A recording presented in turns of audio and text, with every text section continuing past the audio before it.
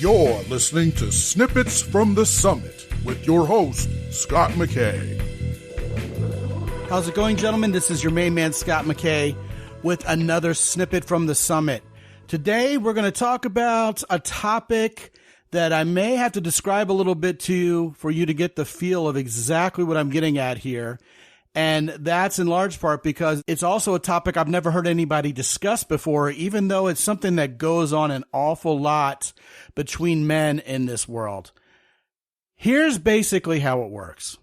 Many guys think to themselves, look, what makes me a man is that part of me that I consider to be the most macho or the most masculine in the way I frame it, in terms of what's interesting to me, how I excel, where my natural talents are. And what goes along with that is a certain arrogant attitude that if you aren't successful the way I am, then you know what? You're no real man at all. I'm not going to respect you. I'm not going to even see you for the masculine man you are in your own way. So what are some examples of this? Well, I think the first one that would come to mind for most men listening to this podcast, based on what we talk a lot about around here, which is being successful with women, is, hey, look, if you haven't bagged as many chicks as I do, or chicks don't love you as much as I do, or you're simply just not as successful with women as I am, then you know what? You're less of a man than I am. Certainly a lot of other guys think about financial success in that regard. Hey, look, unless you're making a certain amount of money, or you're rich like me, or you're financially successful, or a crypto bro, or whatever it is that I am that's making me wildly successful financially, you know what? You're no real man at all. Certain guys who have military experience look upon other men who are not veterans in the same way. Men of super high intelligence, high IQ, who have excelled by using their brain power, who may be part of the academic world, may have patents hanging on their wall. They can feel the same way. It's easy to fall into the trap. Men who are proficient in a certain sport like baseball, football, basketball, or dare I say even bowling, may look at other men who aren't as proficient as they are in that sport and think, well, that guy's not as masculine or not as much of a man as I am. And in order to earn my respect, he's going to have to step up. You know, speaking of bowling, I can't help but think of Pete Weber's infamous line on national TV when he did something particularly amazing in the sport of bowling. Who do you think you are? I am. And I think that's the kind of sentiment I'm getting at here, that a lot of guys really have an inward focus on what it is that they're good at. And if you're not good at it like they are, well, then you're just not man enough. Probably the most poignant example of when this goes on is when guys are really buff, cut, they're gym rats, and any guy who doesn't have the physical strength or the endurance that they do isn't as much of a man as they are. You see it a lot in that arena also. Listen, gentlemen. So now that I've said the quiet part out loud, here's the truth that's foundational to everything I've just thrown on the table.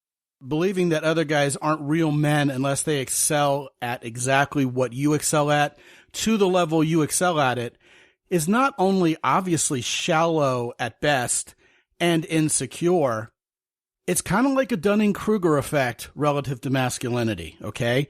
Meaning that while you beat your chest, every man who isn't in your echo chamber standing up and cheering for you and is doing something else that they find to be a priority in their life is rolling their eyes at you.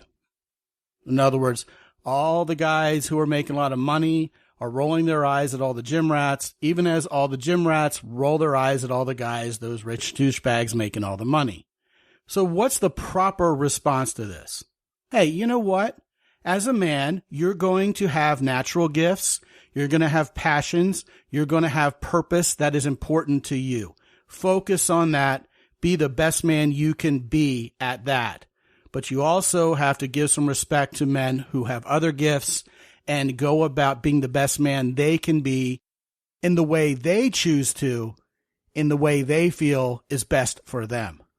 Now, the big surround to this that brings this whole conversation together is the simple fact that what masculinity really is, how it's really defined, is as the catalyst to sexually ignite femininity.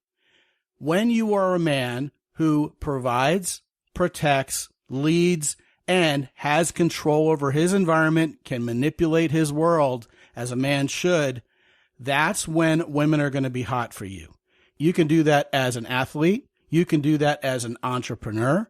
You can do that as a humanitarian working for a nonprofit, or in any other way you choose to based on your personality and your gifts, as long as you are that big four man that I talk about all the time. Now, a couple of notes here that I think will build you up and support you in this quest. First of all, guys, your past mistakes don't preclude you from being a man now. Let's say you lived on the streets for a while. Let's say you've been to jail. Well, you did what it took to dig out of that pit, and you were well on your path to being a better man. Hey, that is to be respected, and don't let anybody tell you otherwise. Similarly, the ultimate rookie mistake here relative to this entire conversation is to indeed judge other men by your own yardstick. For example, since I make $200,000 a year, every guy out there who doesn't make $200,000 a year is less of a man than I am. If I can bench press 340 pounds, every guy who can't bench press 340 pounds is less of a man than I am. I have a scratch golf handicap. Every other guy who doesn't, well, they need to man up.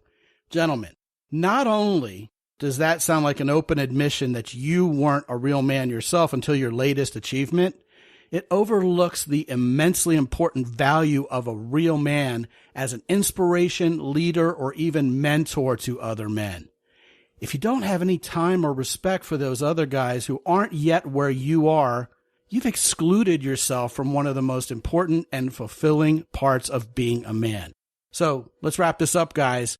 It's all about being a leader, provider, and protector, and having control over your world. The trappings with which you do that, the skill sets and passions that surround that for you are up to you, and every real man can, should, and will respect that. Or else they could use a little maturity when it comes to seeing how men of all stripes, of all abilities, make this world go round. Want to talk about this some more or anything else? Scot at mountaintoppodcast.com. Be good out there.